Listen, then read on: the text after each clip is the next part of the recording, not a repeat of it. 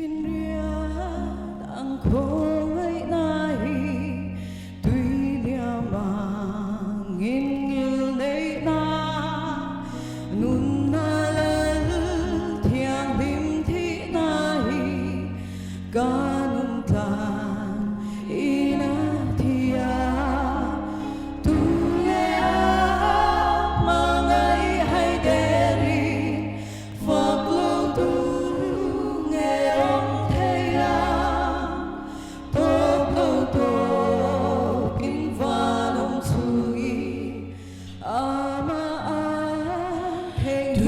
phiên ria đang khô ngây nai tuy lia mà nghìn nghìn nay na nun na lơ thiang linh thi nai ca nun ta ni na thia tu nghe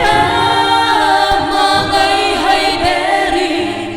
phật lâu tu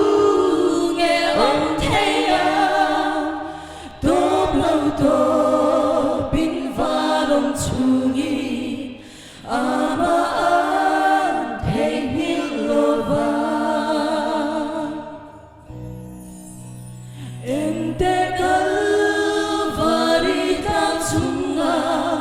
툭나 부이 대학의 chia